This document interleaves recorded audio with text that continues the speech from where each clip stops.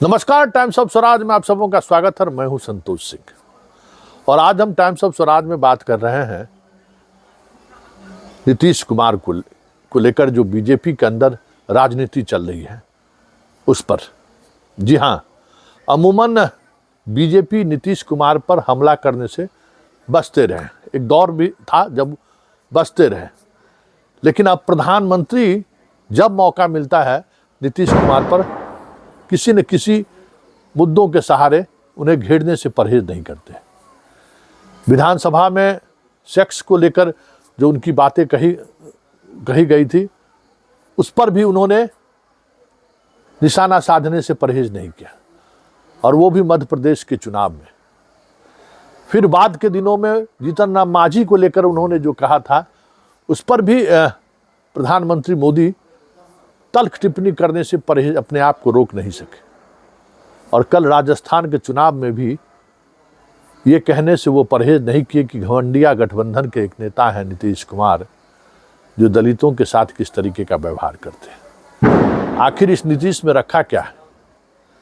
एक दौर था जब नीतीश कुमार मिस्टर क्लीन की छवि के साथ बिहार में शासन कर रहे थे, शासन या सत्ता पर आए।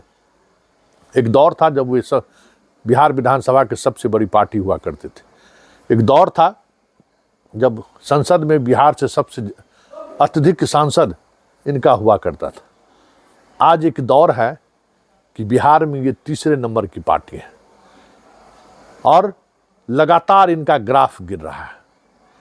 उनकी लोकप्रियता जिस चरम पर था, आज वो लोकप्रियता कह सकते हैं कि एकदम गिरता हुआ दिख रहा है।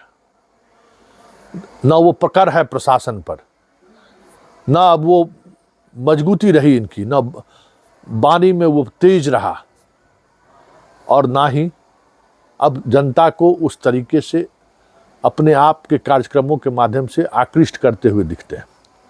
मतलब नीतीश कुमार यूं कहें तो मीडिया में अब उनकी मीडिया की भी नज़र में अब उनकी कोई प्रासंगिकता नहीं रही है, चिढ़ाते रहती है।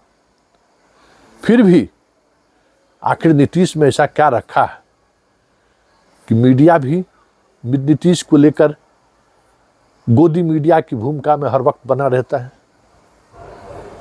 प्रधानमंत्री तक हमला बोलने से परहेज नहीं कर रहे हैं। अमित शाह भी जब मौका मिलता है बोलने से चूकते नहीं हैं। और बिहार बीजेपी की तो बात ही छोड़ दीजिए। बिहार बीजेपी तो बिना नीतीश कुमार के बोले बगैर उनका तो अनाज ही नहीं पचता है। चिराग का तो चिराग जला ही हुआ है नीतीश कुमार को हमेशा कुछ न कुछ कहने को। तो आखिर नीतीश में वो क्या बात है? कुछ तो बात रही होगी, या कुछ तो बात है जो नीतीश को लेकर आज भी कुछ न कुछ बयानबाजी होती आ रही है। और प्रधानमंत्री जब बयान करें तो कुछ तो बात होगी। तो बात यही है कि पूरे देश में जहां विपक्ष की सरकार है वहां राजभवन और विपक्ष आमने सामने है। चाहे बंगाल हो, तमिलनाडु हो, तमिलनाडु में तो हद हो गया, पंजाब हो, दिल्ली हो, हर ऐसे राज्यों को देख लें जहां विपक्ष की सरकार है वहां सरकार और राजभवन आमने सामने है। लेकिन नीतीश कुमार 2005 से लेकर और आज 2023 है, सरकार गठबंधन बदलता रहा, राज्यपाल के व्यवहार भी बदलते रहे, लेकिन किसी राज्यपाल ने वो दुस्साहस नहीं किया जो दुस्साहस तमिलनाडु के राज्यपाल किए हैं, जो दुस्साहस पश्चिम बंगाल का राज्यपाल किए हैं। वजह क्या है? वजह वही राजनीति है कि नीतीश कुमार एक ऐसे राजनीति के चाणक्य हैं जिनका काट ढूंढना मुश्किल हो जाता है। जिस रिजर्वेशन को लेकर छत्तीसगढ़ और झारखंड में आज तक राज्यपाल ने दस्तखत नहीं किया है, और उस बिहार में उसी विधानसभा से पारित कानून पर दस्तखत करने को मजबूर हुए राज्यपाल, और आज जैसे ही दस्तखत किया उन्होंने ऑर्डिनेंस जारी हो गया।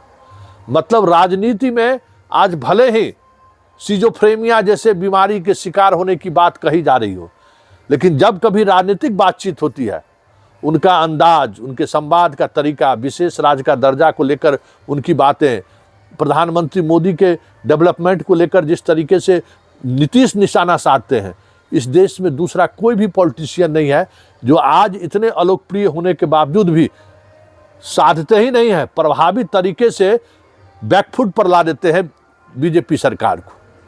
यही वजह है कि ना चाहते हुए भी प्रधानमंत्री को अब नीतीश पर हमला करना पड़ा है, क्योंकि प्रधानमंत्री को पता है कि विपक्ष में नीतीश ही एक ऐसा चेहरा है, भले आज उनके चेहरे में वो प्रकाश और वो तेज ना दिखाई दे हो, लेकिन नीतीश ही वो चाणक्य है जो मोदी को कहीं भी किसी भी समय पटकनी दे सकता है। और इस बात को मोदी ही नहीं, टीम बीजेपी समझती है।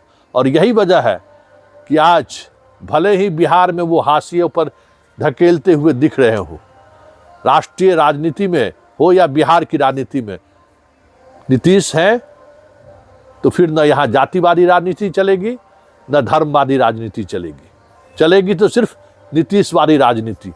और भले ही वो जलवा उनका रहे या ना रहे, फिर भी उनका जो तरीका है, उनके जो समर्थक हैं, वो समर्थक इस तरीके के हैं जो उस बैलेंस को बनाए हुए रखना चाहता है। और ये बड़ी वजह है कि चाह कर भी बीजेपी अपने आप को उस वोट बैंक को आज भी खींचने में कामयाब होता हुआ नहीं दिख रहा है जो वोट बैंक नीतीश का है। इसलिए नीतीश पर प्रधानमंत्री मोदी को हमला बोलना शुरू करना पड़ा है, क्योंकि पता है कि जब तक नीतीश को हम कमजोर बिहार में नहीं करेंगे, बीजेपी कितना भी हाथ पैर के न मार ले, डबल डिजिट में जाना मुश्किल है।